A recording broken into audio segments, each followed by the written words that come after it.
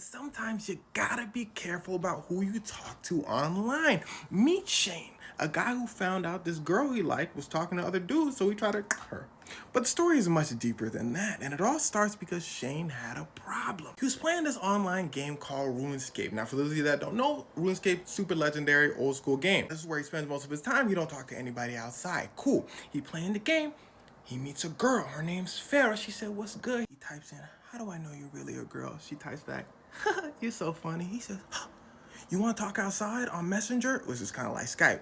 She says, "Haha, sure." So they get to talking on Messenger, all that. They cool, they become fast friends. Then Shane suddenly gets in his head, wait a second, if she's talking to me, chances are she might be talking to other people. So he gets instantly jealous. He says, "But really though, Farah, who else you talking to?" She said, "What you mean? We're not in a relationship or anything." He said, "Okay." He hacks her computer. And with this hack, he's able to monitor the people she's talking to. He finds out that she is in fact talking to other guys. So he confronts her. He says, "Aha!" She said, "Aha, what? We're not in a relationship." "How did you find out all that?" He said, "You didn't let me finish. I was gonna say, aha, ha, ha, I hacked your computer." That's a joke. Or I said, and she stopped talking to him. Years later, he hits her back up saying, "Yo, my fault. I was wilding back then, like I was doing way too much." And by the way, to all my young ladies, if you get a red flag that big, block that person and never speak to them again. Anyway, he hits her up, says, "Yo, forgive me." She says, "All right, you got it. Let's talk again." But this time they're a little bit older. They flirting a little bit and all that. He says, "Man, this is going great. But what if she's talking to other dudes?" But then he says, "You know what? I'm doing too much. Let me forget about all that. Hey, it's Christmas, Farrah. Let's send each other presents." She said, "Cool." They send each other presents. But to send someone presents, you need their address. She sends her address over to him. But she's probably thinking it's cool. They've known each other for years. She lives in the UK. He lives in the United States. He's not that crazy, right? Okay. She then tells him, "Look, Shane, we got to stop doing all this flirty stuff because I'm Muslim. My parents not gonna allow me to, do all this, that, and the third." He says, "Baby, no." She said, No, don't worry. We can stay friends." He said, "That's not good enough." So he hacks her computer. He said, "Man, that's cap. Look at me. I'm Shane. There's got to be another reason." He finds out that she talking flirty with other dudes as well. He said, "Aha!" She said, "Did you hack my computer again?" He said, "Oops, I did it again. You play with..." She said, "I'm blocking you." He said, "Baby, no." But hold on. Remember when I told you they sent each other presents? Well, he got her an Xbox. So he's like, "Yo, give me my Xbox back." Now, let me tell you something about a manipulative person who Shane is. He don't really want the Xbox back. He's hoping that she don't give it to him so he can have an excuse to be angry. But too bad for him. Farah seems like a genuinely nice girl. She said, "Oh, I just sold it to someone online." He said, "I knew." She said, "But I would love to give you the money though." She said, "So please send me your bank information because it is an expensive gift." She said, "Go ahead." He said, he gives her the wrong information. He resorts back to extreme jealousy. "Why you over here talking to other dudes, this and that?" They get in a huge argument. She says, "I'm never speaking to you again. Get out of my life."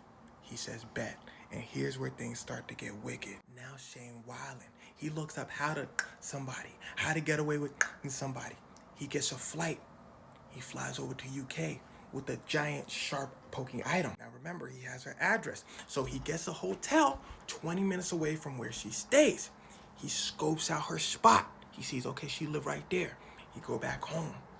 3 a.m, he waits in her garden and watches her. He almost thinks about not going through with what he's about to do, but then he looks back at the chats that she was having with those other dudes, and he says, "Bet." He breaks into her house, jumps on top of her, and starts. But it turns out Shane not like that. Farah starts screaming. So her brother rushes in and says, "Word, what's going on?" He says, "Ah!" So him and the brother start scrapping. He really gets the brother, like permanently damages the brother's hands. Red stuff flying everywhere from Farah and Farah's brother. Their dad, Farah's dad, rushes in because he hears the brother screaming. We're getting, Dad grabs Shane. Brother losing his red stuff. But he staggers up and says, "Bet, I got some for you. You want to play with weapons? I got some for you." So he goes in his room, grabs a metal pipe from under his bed, and says, "Pops, don't worry, I got this. Shane, you want to hit me with the 1Vs or what?" Shane said, you got something now too? They start boxing. Brother whooped Shane. Shane on the floor, saying, yo, I'm done. Brother said, Bismillah. Calls the police.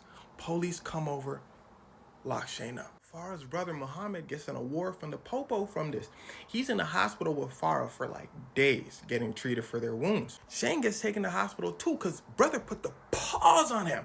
He says, yo, I was trying to get my stuff back from Farah, so I kind of lost it. You know what I'm saying? The police said, tell it to the judge. Literally. So they go over to the judge.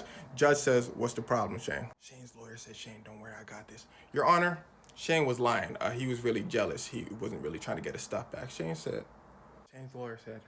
And it also seems he was hearing voices and all that. So, the police come in and say, yeah, Shane told us he was hearing voices at first, but then he told us, okay, the real reason he did all this was because he was jealous. And the voices he was hearing was the voices of other dudes talking to Farah because he hacked her computer. He wasn't insane. On top of all that, he basically left a Google trail of everything he did. Like I told you earlier, he searched up how to get away with somebody and all that. He even had a device to wipe Farah's computer clean so this wouldn't trace back to him. This isn't a good look for him because you planned this and you tried to get away with it. So you're not insane. But at one point, Shane said he was gonna himself after he did what he did, which funny enough is a better look for him because it shows he was crazy in love, felt like he had no choice. But then they found concert tickets and he was gonna fly from the UK to Amsterdam to attend that concert. They said, oh, you had plans, huh? The lawyer said, hey, yo. I mean, he's just a sad kid in love. I think the lawyer was going for like some sort of sympathetic angle, but they were not going for it. The judge begins to lay into Shane. So the judge tells him, you meticulously planned this whole thing. You have a high degree of narcissism, and this part's important. He says, you felt you were mistreated by a female, so you became a predatory, manipulative human being and thought you were able to do all this, that you had the right to do all this. And I find that part very important because a lot of dudes can be like this. So girls, especially my young women, you gotta watch out for that manipulation because some people will feel like they have the right to do a certain thing since they got hurt themselves. But anyway, I digress. He gets locked up. And I believe his sentence was for 8.5 years since it was attempted. Farah and Farah's brother, as you could probably imagine, said they still think about this incident and, it's giving them some stress. As for Shane, he also testified he had a troubled upbringing with his parents really heavily into drinking. And that led him deep into the online world. When the police told his parents, by the way, you know what your son did? They said, in the dance competition? Yeah, he told his parents that he was flying over to a dance competition. They said, no, he tried to somebody. His parents said, damn.